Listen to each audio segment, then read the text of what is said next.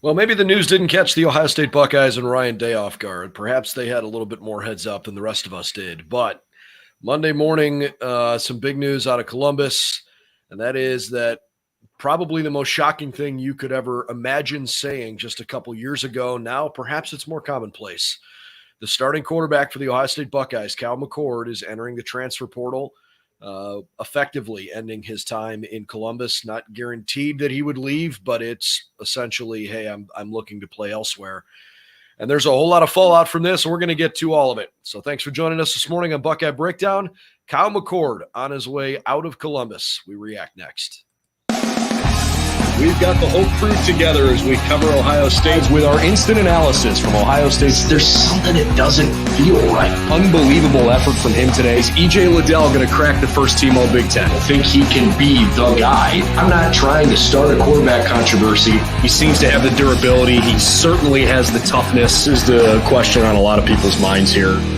Welcome to Buckeye Breakdown.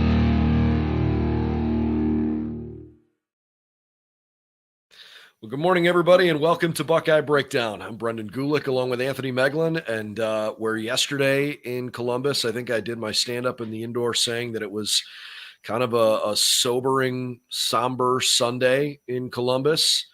That feeling extends, for me personally, extends at least 24 hours here because we woke up to some pretty wild news this morning. And Anthony, maybe not everybody was drastically caught off guard by this. I know Kyle McCord certainly had his critics. I just didn't think I was ever going to say the words out loud that Ohio State's starting quarterback, who by the way is 12-1 in his career, and led the team within one score, driving at the end of the game in the one game he lost, is choosing to leave the Ohio State Buckeyes. That's pretty wild to me. Yeah, it's an incredible statement, you just made right there. We rewind a week ago and it's, hey, or I guess more than just a week ago, 8 days ago, and we're fired up. We're talking playoffs. We're like, hey, let's prove that we can beat Ohio State, beat Michigan. And you go into that game, and I said it after the game, barring two plays, I thought he played pretty well, and I thought he did okay. And his whole season was it was very good in my opinion. It wasn't great. He wasn't, doing anything to, he wasn't going crazy and have that Heisman type season, but he was very, very good. And it's just really is a shock. But the reality of the situation is this is college football now. You get guys who maybe don't perform and, they get criticized, and our fan base is one that's pretty strong in that category. And sometimes it's like, hey, I'm getting out of here. It's not right for me. And that's kind of the world we're living in now, which is pretty crazy. So, and there are so many things to dive into here. And if you have questions along the way, drop them in the comments section. We'll certainly try to get to some of those. My immediate reaction upon seeing the news was, okay, was this Ryan Day dictating to Kyle, hey, the quarterback job is going to be an open competition again next year, and maybe even as soon as starting in the bowl game? Or was that Kyle going to Ryan Day and saying, this isn't the right fit for me, whatever that might be? I don't know. I'm inclined to say that there's probably some element of both of those two things, but without knowing for certain. Ryan Day did make a comment yesterday in the press conference that is resonating with me now all over again. Steve Hellwagon from 24/7 Sports was asking Ryan about, hey, you've been big on the mental health side of the charity work and things that you do with your platform. Obviously, Ryan Day had been through a lot with mental health and him, personally and with his family. And he basically, Steve's question was around, how are you coaching Kyle to get through some of the tough moments and some of the tough things that people are saying, in social media and in the fan base and all of that. And Ryan made a comment about Kyle knows he's loved here. And so I don't get the impression that Ryan was trying to run Kyle out of town because quarterback play wasn't good enough. And there are going to be a lot of people that say a lot of different things on the internet, and you can speculate all you want, but I feel very strongly in telling you that the Ohio State coaching staff was not trying to run Kyle McCord out of town. Now, that doesn't mean they weren't necessarily trying to reevaluate, hey, where did things go wrong and where can they be better next year? But I am pretty darn confident that Ryan Day and Corey Dennis and Brian Hartline were not telling Kyle, hey, see you later. This isn't working anymore, and you're not going to be the guy here next year. We don't want you around. Right. And I wonder, one point that you just made there, I wonder if it was a situation where they were going to reopen that competition, the quarterback competition going into the bowl game here coming up, because this is a really good time to do so. And really, if you're Ohio State, you're like, hey, we didn't accomplish our goals, didn't win the Big Ten, aren't going to make the playoff.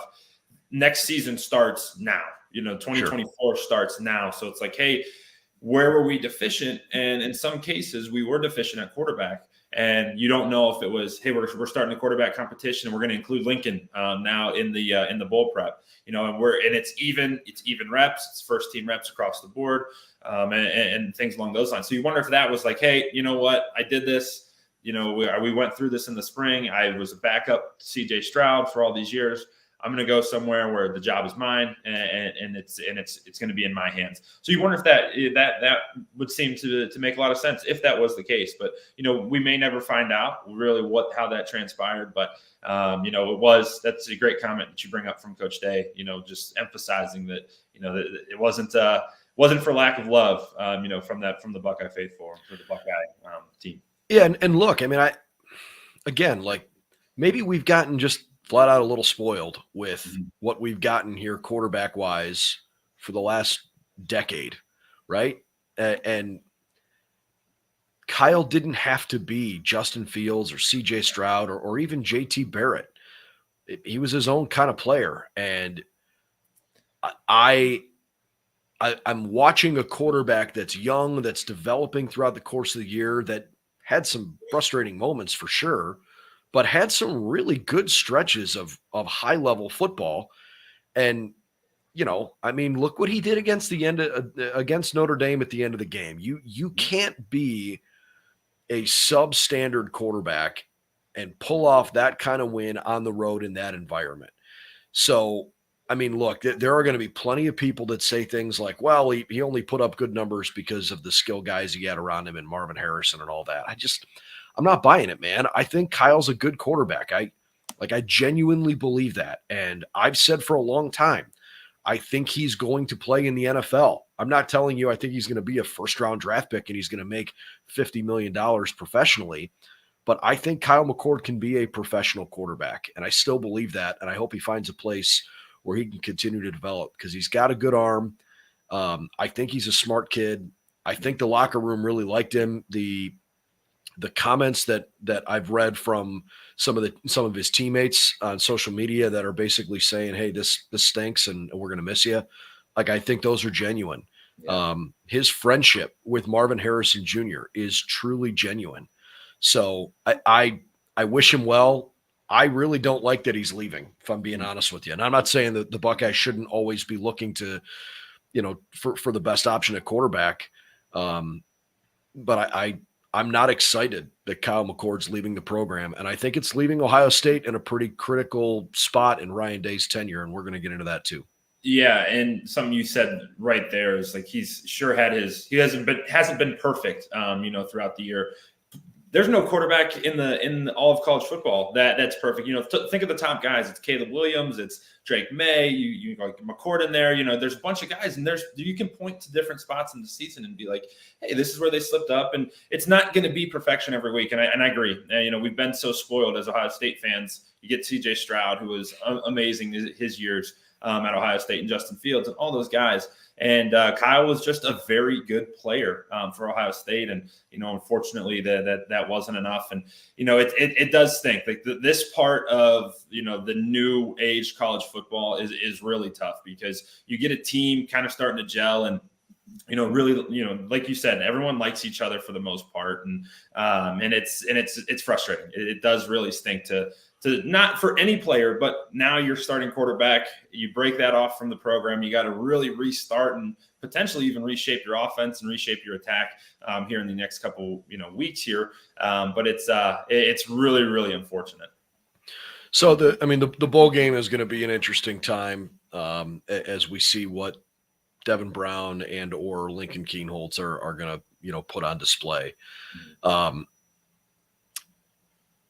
I'm finding myself today reflecting back on the beginning of camp, where it hadn't been settled nearly as quickly as it was a couple of years ago when Ryan Day said CJ's the guy. And I remember feeling, and largely still do, that Ryan Day's track record of developing quarterbacks, identifying talent, developing them, turning them into Heisman Trophy caliber, quarterbacks. I remember thinking to myself in camp, hey, if it's taken a little longer than it's taken in years past, like Ryan Day has more than earned the benefit of the doubt with what he's done, not just as the head coach, but going back to even when he was an assistant here. And I guess this would be, if you're being fair about it, this is probably the first time where maybe it didn't go quite as well as you wanted it to. And again, that's not to say that Kyle was bad. He didn't develop into what we've known and expected Ohio State quarterbacks to look like. And I think Ryan Day's got a really tough challenge in front of him, because he's made it very clear in years past that he didn't really want to be part of the transfer portal saga. Ryan Day and his staff have made it, in my opinion, abundantly clear that they are trying to bring guys into this program, that they build relationships with the right way in recruiting. The families are just as much a part of this as the kids themselves are, and that they are looking for the right cultural fit. And yeah, you got to be talented, but it's got to be the right fit. And I'll give you a perfect example of who they walked away from that was incredibly highly recruited, that all of a sudden is back in the portal, is Texas A&M defensive lineman Walter Nolan, who everybody in the country said is one of the best defensive tackles around. But his reputation did not sit well with Ohio State. They did not like his character, and they walked away from him. And look at Walter Nolan's in the portal right away out of Texas A&M. So Ryan Day and his staff are trying to identify the right kinds of kids. They have not necessarily wanted to go jump in the transfer portal and pull people in all the time. And in some ways, Anthony, I think part of that is because in that relationship building, in that recruiting process, you're trying to tell these kids, hey, we're going to give you a place to grow. We're not going to just try to go jump and get the next guy that's going to come in and take your spot if you're not playing well, because that's not really a healthy way to build a program. And I truly believe that Ryan Day wants that philosophy to remain intact, while also having to recognize that he may not have, as much of a choice now in having to lean in the portal a little bit. He was asked yesterday about that. And I think this, I'll just read this quote to you. I think, this kind of tells you a little bit about where his head is at with having to jump into the portal, maybe leaning into that more. He said, quote, "It's inevitable. I think early on it was you use it when you need to, but the way things are now, I just think year in and year out, the majority of teams you're going to see turnover. We'll have guys enter the portal. There will be a lot of guys in the portal starting on Monday. So you have to construct your roster on a yearly basis. That's what we're going to have to do. It's no longer one of those things. Are you going to use the portal or not? That's part of college football, but we are going to make sure that we're doing a great job of identifying the right people that fit this program, because there's a lot of pride in that locker room." I'm glad to hear him say that, because you got to adjust, but I think that's going to be really hard for him. It's tough, and you wonder what knowledge he had of today. Probably all of it. He knew. He had to have known yesterday, because the other part of this is, think about how many questions he was asked about, is Kyle going to start in the bowl game? And he just flat out would not get into, I'm not talking about any of that stuff. He knew this wasn't a surprise to him. No question. It's interesting, because you think about the transfer quarterbacks that have been kind of floating around. You got Sam Hartman, DJ Uyunglele, and some of these guys. And when you transfer and kind of you're just kind of a transplant into these places, the hopes for the program go so high, but it's really, really hard to develop and develop relationships with guys and start playing competent football in 1 year. Like a lot of these guys are in their juniors and seniors, or I don't even know how many years you have left anymore, but they're in their final years of playing college football, and you don't have the time to grow and to create chemistry with players and teammates and really become a quarterback of a program. So it makes it very, very hard. It's not like free agency in the NFL where you sign a long-term contract and you're like, okay, you got time to develop. No, you got to go now. And the clock's ticking because there's an end point in college. So it makes it really hard. And there hasn't really been a transfer portal quarterback that has proven to be successful at this point. Makes it really, really challenging. And you got Justin Fields was in the portal, right? Yeah, Fields was good. Yeah, obviously that. But it's like it's tough. It's just a tough situation when you're trying to go in and rebuild teams now at a huge position like quarterback. Makes it really hard. And you have to see how Coach Day adjusts to this and really changes his frame of mindset to really attack this portal in the best way possible. Like you said, not taking everybody just because they're pretty good, making sure that their character aligns with the character in the locker room so that they're proven to be a fit and they can come in right away and make a difference for Ohio State.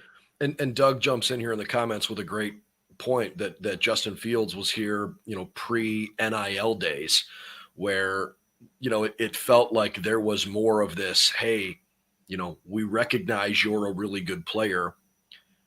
And I believe in my core that Ohio State's tradition, resources, and reputation make this one of the most desirable places in the country to play college football if you want to be a quarterback, right? You are going to have what you need to succeed in Columbus.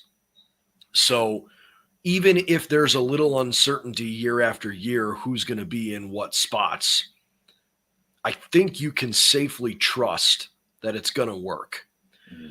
So you should be able to attract high-end talent, whether it's, recruiting high school kids like Ohio State has attracted at a really high level for a long time, or now the best kids in the portal. What I think Ryan Day is probably struggling with a little bit, it's just my guess. He wants to try to keep his players happy, right? Ryan Day loves the buy-in of what it means to be a Buckeye. And when you're trying to talk about a position like quarterback where you have to have the intangible leadership traits that Ohio State quarterbacks have to have, you can't just plug and play guys in that room, in my opinion. And so if you're going to keep that room happy, if you're going to keep Lincoln and Devin, now most notably, happy, I assume Ohio State's going to go to the portal and that they're going to go get somebody, because if Devin Brown and Lincoln Kienholz weren't good enough to win the job the first time around, unless they've shown, immeasurably large progress, Ryan Day may have to feel like he's got to go to the portal. Mm-hmm. And if he's going to go pay a kid in the portal 7 figures, because that's kind of what it's commanding right now for a major Division I college quarterback. If you're going to go give a kid that kind of money and that kid has, let's say, 2 or 3 years of eligibility remaining, why do Devin Brown and Lincoln Kienholz want to stay? Why does Aaron Noland want to come to Columbus, right? There's this really delicate balancing act of guys now see the dollar signs associated with playing this position, and yet it's your job as a head coach, and especially because you're the quarterback coach, you are the guy, right? I know he's not literally the quarterback's coach, but Ryan Day has made his career on developing quarterbacks. You're trying to get the best out of your guys and foster competition because you find that important in building that room up. And I just think it is going to be harder and harder and harder if you can't convince these other guys to stay bought in. If, let's say, you go out and get Dante Moore, who's got 3 years of eligibility left, Why, in my opinion, again, I'm just speculating, but if Dante comes to Columbus, why would Devin Brown want to stay? Why would Lincoln Keen-Holtz want to stay? Maybe they do, and I hope they do. But you got to be really careful the message you're sending to the rest of your room. Yeah, that's the best point that, we haven't, as we can discuss this, because you could get a guy for 1 year, someone like Bo Nix or Penix, that is just in and out. And so that way you kind of pave the way for Lincoln Keen-Holtz and Aaron Nolan. I think for Devin Brown, this is a tough spot. This is probably signals kind of the end of the road, I would say, for Devin Brown. And obviously just speculating there, because it's like, hey, it wasn't good enough to play here. Lincoln was a freshman, a true freshman. They're got to start kind of getting a guy ready, for the future. And the decision on who they look to bring in is going to have ripple effects throughout that room, and honestly throughout really the kind of the team here, because this is kind of uncharted territory for this group, and it's got to be handled correctly.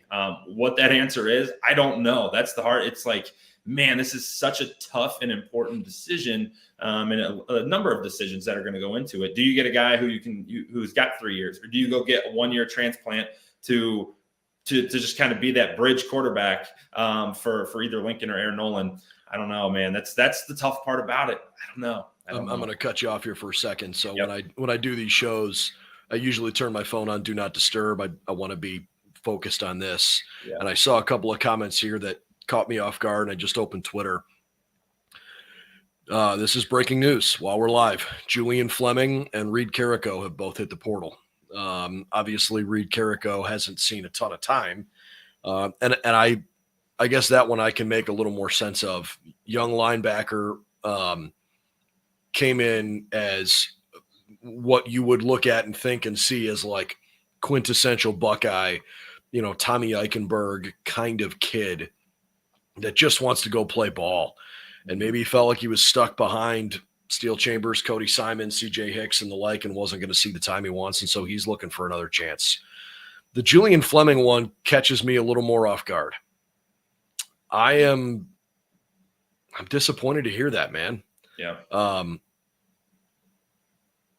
Especially because he was probably going to find himself in a position to play a lot of football here next year. My immediate reaction to that is that Julian must not trust the quarterback situation, right? Because if Marvin goes to the draft, and again, I don't want to say that that's not going to happen, but like until I hear it from Marvin, I don't really know. I think it's more likely that he goes now than ever. But again, with like all the NIL money and all of this stuff, I could see where Marvin Harrison Jr. gets paid $1 gazillion to stay in college football and decides to stay and keep developing. But in the far more likely event that he goes to the NFL, and probably Emeka Egbuka, unless it was dictated to Julian, hey, it's time for us to make Carnell Tate and Brandon Innes our feature wide receivers, I would think Julian's going to, find himself with a ton of playing time next year. So to me, that is more shocking, because he must not feel the confidence he needs to feel with what's coming back to get him the football. That's not good. That's not good, because also on top of that, for Julian Fleming, this was a tough year for him, because he was kind of playing, third fiddle to Marvin and to Emeka. Even when Emeka was injured, it was kind of they started going to Cade a little bit more, and it was obviously had to do a lot with the quarterback play. It's frustrating, because he's going to go somewhere, wherever he decides to go. He's awesome.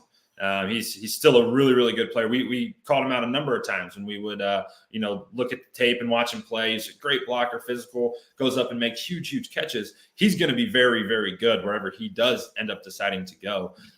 But I would say the nice part for that receiver room is that even if Marvin goes to the draft, the young talent in that room is still very, very good. This is more, in my opinion, a shock kind of culturally, about, hey, Julian Fleming's been he's what you see as that's a Buckeye, right? Like that's a guy who, has been there for he's been there for a while. He's bought in. He just feels like Ohio State, and to see him hit the portal is not a good sign. I like the way you put that because that's kind of where I'm at right now.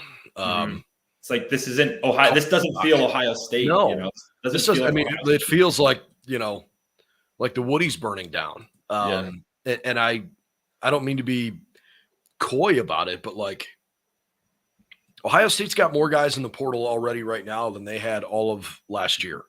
And today is officially technically day one, although there's been enough tampering. And I mean, there are guys that have said, I'm in the portal and they've already committed to where they're going before the portal's even opened. I mean, it's crazy.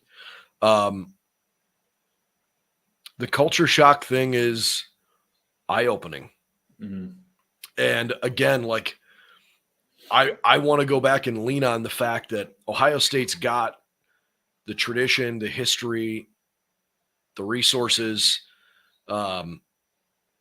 that should be highly sought after for someone that wants to play a high level of college football.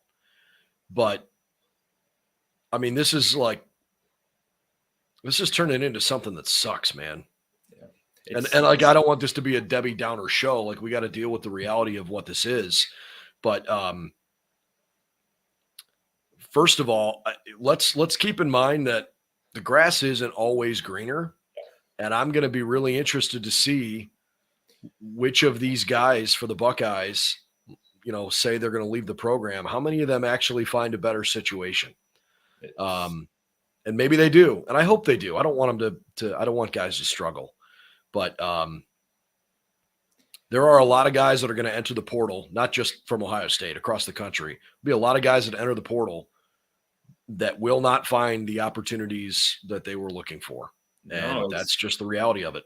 The grass, it's perfect. The grass is not always greener. And you don't just, it's so hard. This isn't a video game where, you transfer schools or you go in free agency to a new team and you just show up and you start playing. Like, that just that's not real life. And it doesn't happen that way. And, for these guys, they know that.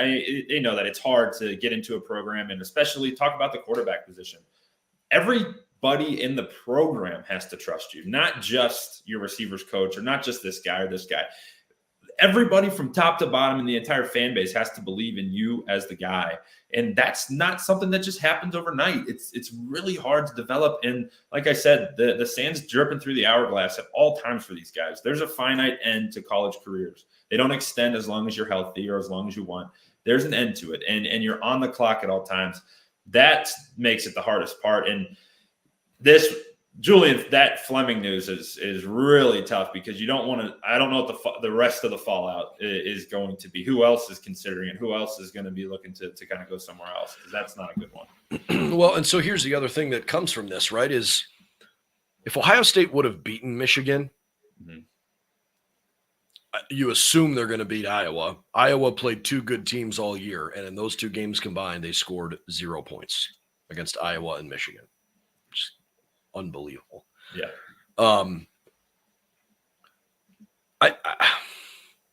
I wonder how much of this conversation was going to happen anyways. Like Reed Carrico, if using him as an example now that he's in the portal, if Ohio State would have beaten Michigan and beaten Iowa and they'd be in the college football playoff, I mean, nobody's jumping in the portal right, or I shouldn't say nobody. Fewer guys are probably jumping in the portal right now because you want to go play in the college football playoff and try to win a national title. Correct. But that doesn't necessarily change the prospects of these guys and their ability to see, like, no, am I gonna get the playing time that I'm looking for or whatever it might be. So I don't know how much of it would be that different, but I can promise you we wouldn't be having this level of shock and awe and conversation today on the first day that the portal opened. No, you really wouldn't. And this is nuts. How would that just literally two decisions, right? Ohio State wins most of that game. There's two bad decisions in there. And it's just crazy the ripple effect of all of them, right? If they're able to come out and victorious against Michigan, you're locked in for. We can assume they, like you said, they beat Iowa. You're locked in for a great playoff run, and we're excited. We're covering the Ohio State playoffs. Instead, we're covering transfer portal, and man, it's just, I keep feeling like this isn't an Ohio State type conversation. It doesn't feel doesn't feel that way this morning. So, I mean, again, this is a little bit hypothetical, but like, how do we fix this? And I guess that's so open-ended, right? How do you fix guys not wanting to leave all of a sudden? How do you fix the problem that's been created at large in college football? Do you change eligibility rules where maybe it would restrict a little bit where these guys can and can't play?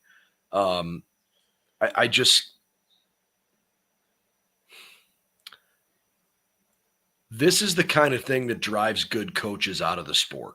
Yeah.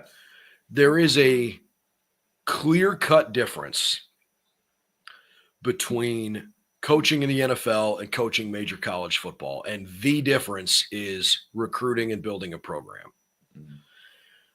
And I think there are a lot of coaches that look at the college model and say, like, yeah, I want to be impactful on a young man's life. I want to be the kind of coach that somebody will look at as a role model. I want to represent a university. I want to help people get started and develop them into professional players if that's what they want to be. And then off you go, right? And then in the NFL, your job it's entirely football. There's just, you have one job, win. And if you don't win, you won't be there for very long. Just win. Not that in college you get a longer leash. Some of these programs, sometimes it's even shorter, but it's all ball all the time. And it's a totally, totally different culture. And I see coaches right now at the college level getting fed up because they don't want to deal with this stuff. And it's changing without the regulations or rules around it that they wanted to see. And I truly believe that it's going to drive a lot of really good coaches out of the sport. That doesn't mean you're going to see like some breaking news icon on ESPN, like such and such a coach is leaving his university because he doesn't want to deal with this stuff anymore. It's just going to be a subtle exodus of really good dudes who are leading programs that just basically say, I'm done. I don't want to deal with this. It's such a headache. And because they like approached this new era with so much haste, like the tooth is out of the toothpaste is out of the tube, right? You can't get it back in. There's no regulations. It is the Wild West. These kids can go, and while I believe they should have the freedom to make these decisions, and hey, if it's not working in one place, you shouldn't have to be punished and transferred to a junior college or a Division II school before going back up and having to sit out. While I agree those rules were kind of crazy, there has to be some kind of regulation to this, because you're going to have guys who transfer 4 or 5 times, and it's like, what are we actually doing? Like, what are we actually doing here? The goal for college football at this high level should be to prepare you for the NFL. And if you're doing this four different times, first of all, no one's going to draft you, right? Sure. Like, that's part of your resume. And secondly, you miss out on what's great about college football. You miss out on buying into a program. You miss out on all these great rivalries that programs have, and all that stuff. And I'm not trying to be a mouthpiece for make kids stay, but like, there has to be some kind of rules behind it, because this is getting crazy. It's getting nuts. And it's now it hasn't affected Ohio State to this point too drastically, but it is the Wild West, and it's a huge problem that the NCAA has on their hands. I wonder how much the NCAA even cares. Right. They might say, look, this mess has been created. The genie's not going back in the bottle. I wonder too if like you said, if good coaches do start leaving and good programs do start deteriorating, where guys are like, I don't want to deal with this anymore. I wonder if that maybe is the straw that breaks the back, where it's like, oh my gosh, like you said, it's not going to be tomorrow. Yeah. Breaking news, Ryan Day's out. But like, what is going to be the fallout of this, and how is the NCAA going to respond? Because it's a big deal. Oh man. So we started the show talking about Kyle McCord jumping in the portal, the unthinkable thought that Ohio State's starting quarterback would want to leave to go find better opportunities. And again, I don't know for 100% sure that Kyle, on his own accord, initiated this. Perhaps it may have been a mutual decision. I don't know for sure. But the idea that Ohio State's starting quarterback, who was one win away from a perfect season and, potentially being in the college football playoff, that is a seismic development. And so I guess the last question we'll address here on this one is the Michigan part of this. How much do you think this is purely Michigan reaction, losing to Michigan, so guys are leaving? I'm not sure I'm on board with that. I've read some of those in comments. I see the correlation, but I don't think guys are leaving because of a loss to Michigan. I think it's more about everybody's got their own self-interests that are taking a little more center stage now. And I would agree with that. I think it plays a role that the last 2 years and haven't gone Ohio State's way, and the fallout of those games has been pretty drastic. The fan base kind of goes crazy, and we get all riled up for that game. And I think part of it too, Brendan, you get your opinion on this. They spend 365 days talking Michigan. Yeah. Michigan's on the board, this, that. You have a Michigan practice period during the Indiana week and during the Maryland week and all that stuff. You build that up so high, and then you're unable to do so 3 straight times. I don't know. Maybe it does play a little bit of a role in these guys' decisions to be like, hey, this isn't working. This isn't the right avenue for us. I want to try something new. I don't know. I think it plays an ingredient, but maybe not the main one. I agree with this a lot from Drew, that there is a part of this that, these kids live on social media. And as a coaching staff, I would imagine the hardest thing to do is trying to get your guys to just stay focused on what's inside the walls of the Woody Hayes Athletic Center. You can say that all you want. We don't care about the outside noise, all that other stuff. We just care about what's going on here. You have to say that. You have to have that mentality. But man, in a world where Ohio State's doing dances on the field for TikTok pregame, right? Like that kind of stuff, that is who these kids are and what matters to them. And when you open social media and you see things you don't like to see, I wonder how many of them wake up with this reality check of, maybe some of them are like, yeah, man, I want all the NIL money. I want all the attention. I want all the fame. I want this Louis Vuitton bag or that car deal or whatever it might be, until you start hearing some of the negative stuff. And it's like, well, hey man, I'm just a kid. Like, back off. I don't want this. Right. I mean, you better be careful what you ask for. And again, I'm not naming names, but there are probably some guys that don't have as thick a skin as they might think they do.